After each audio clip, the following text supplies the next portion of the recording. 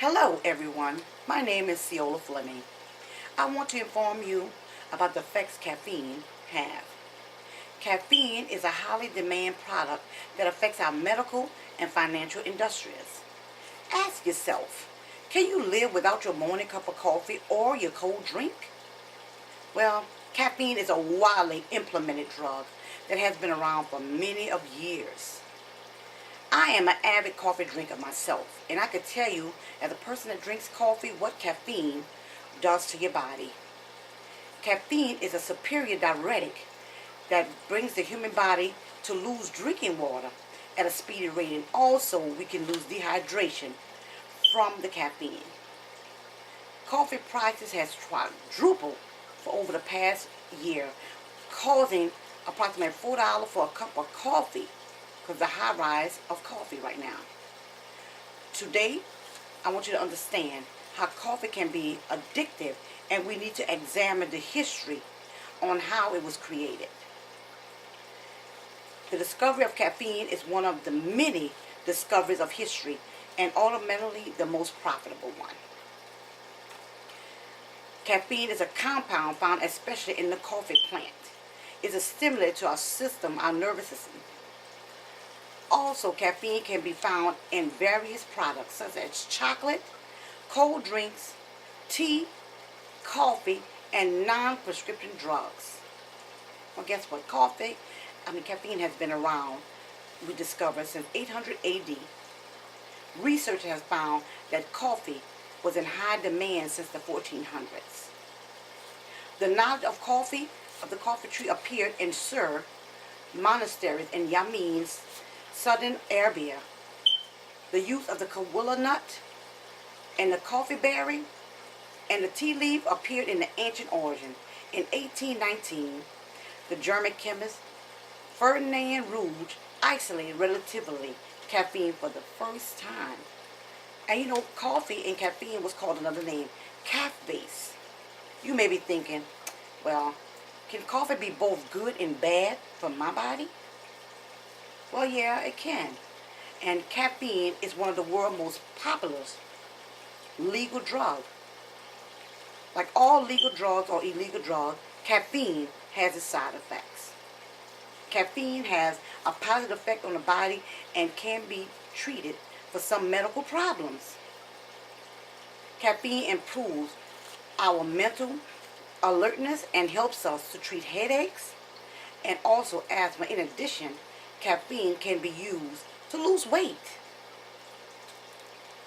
Caffeine can lower our blood pressure as a diabetic, and also caffeine can help increase our metabolic rate of our body.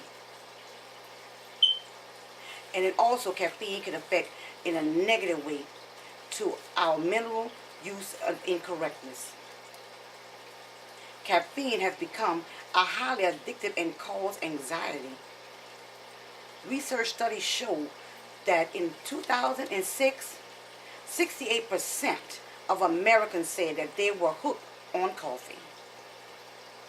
Caffeine abuse is in high among the young students because they're in college, and due to late night cramming for exams and stuff, they cause them to have high blood pressure and blood sugar. Also, in the world of good and trade, caffeine can be the best legal drug due to the high demand of caffeine. Caffeine is like liquid gold. The industrial caffeine is a multi-billion-dollar business because their main ingredient is energy.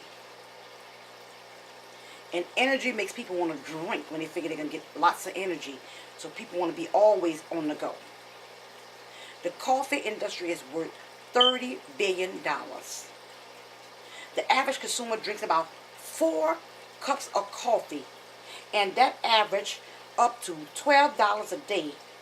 And the estimated cost within a year for a person is $5,000 a year.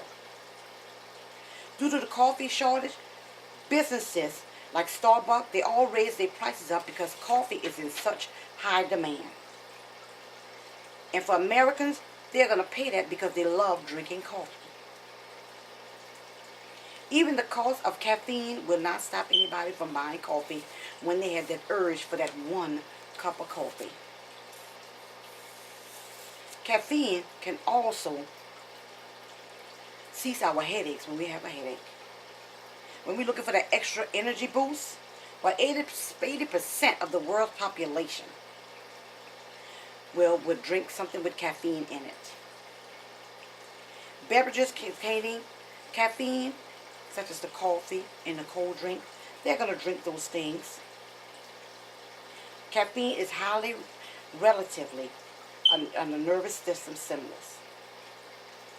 Most people suffer from caffeine intoxication by consuming over 250 milligrams of coffee, at least 2.5 cups of coffee, by drinking the caffeine, 250 milligrams of caffeine. Caffeine is the world's most widely psychoactive drug, and is unlikely its other psychoactive substances, and is legal in relatively nearly all parts of the world. Next time, you have a better understanding what caffeine does to our body before we all even decide to take another cup.